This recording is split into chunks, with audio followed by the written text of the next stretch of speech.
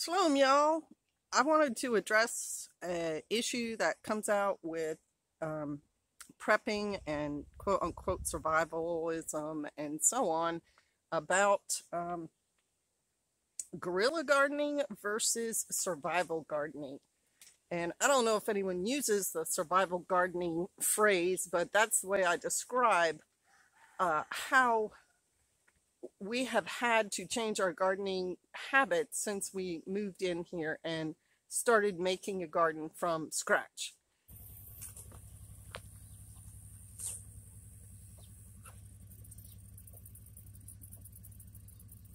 From soil that's not great, rocky soil, and you can see outside how bright it is, hot, dry weather sometimes. And so this greenhouse is part of a survival gardening project because right here there is screen. Okay, normal greenhouses are often windows or the corrugated plastic, but in our area people quickly find out that those enclosures are way too hot, that at the height of summer here nothing can grow in there and everything burns up.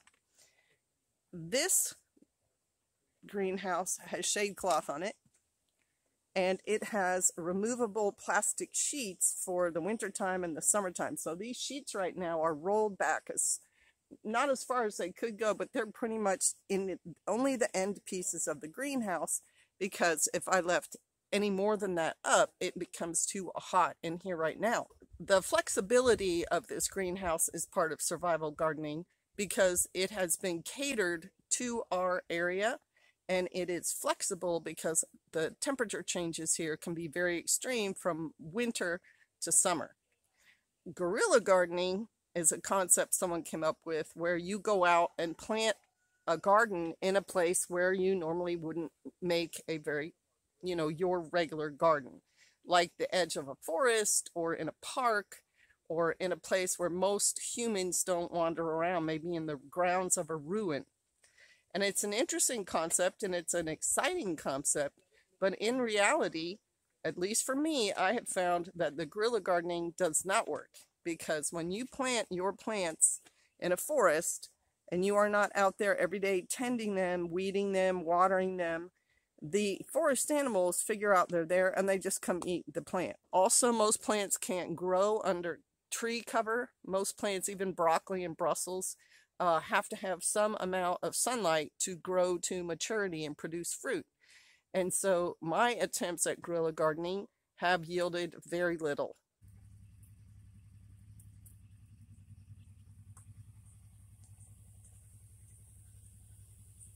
And the garden gets preyed on. Now, I have seen successful guerrilla gardening in an urban setting where people who have like a business, but they also have like a green strip in front of the business, or planters have planted things in those planters like herbs, and those herbs have grown very well. I've seen that in more than one city. Sometimes outside of restaurants. Often Thai restaurants will have at least Thai basil in planters out front. And in the case of the one restaurant where I knew the owner, she used the basil in her cooking. And so that way, a guerrilla garden sort of works. And I would think, but I haven't done this because I haven't lived there, if you're near a big park like Central Park, that there's probably spaces in there where a person may be walking or jogging or riding their bike or rollerblading and could plant plants in soil that is exposed to sun and water, maybe by the side of a pond or where some water runoff is that they've noticed. And that is a possibility. But as far as planting your garden, secret garden out in the middle of a forest, I seriously doubt you're going to yield anything at all. And a better alternative for yourself, if you picture yourself having to flee to that area, that forest or whatever, is to cache food there in some kind of safe cache, in some kind of buried bucket or bin, and know the location of it, put it in the ground near landmarks that you'll be able to pick up later, even if you're on the run or in the dark, and use that as your alternate food source. Even seeds, if you intend to plant a garden later, you can cache those seeds, pick them up on your trip through or trip by, and then plant them at your end location, wherever that might be, your safe space, your safe house, you're moving to some other area, take the seeds with you, plant them there. So right now I'm survival gardening, and I have gone through the trouble of putting the shade cloth up, putting the screen up. Let me show you our beds outside just very quickly. For those of you who are regulars on the channel, you've already seen these beds, but it looks like we've made a prison for our plants, but it's because we are in the edge of a forest, and so animals like rabbits and deer come regularly and will prey on our plants, and so we have them in hoops, and then additionally we put up fence to keep the deer from coming in, and then we have the black plastic down to keep the weeds from overtaking the actual garden beds. And this is what has worked most successfully for us in this area. And then instead of using chemical fertilizers, which I'm not totally opposed to them, you get good results, but most chemical fertilizers are a chemical, and may not be organic and may have additives in it that you may not want in your food source. We use natural fertilizers like manure.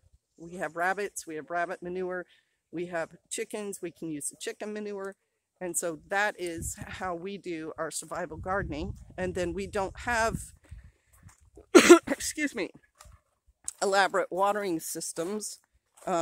There's nothing wrong with having an elaborate water system. They're very effective. The hoses with the holes in them, and you run them through, and it's a time saver and everything. But over time, those hoses give out and have to be replaced. And so we water by hand normally. Sometimes we use well water, and sometimes we do use a hose. But generally speaking, most of the time we are watering by hand, because in a long-term emergency situation, watering by hand, as long as you're able to, is going to work.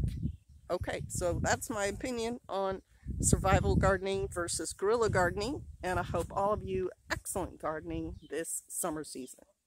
Bless y'all. Shalom.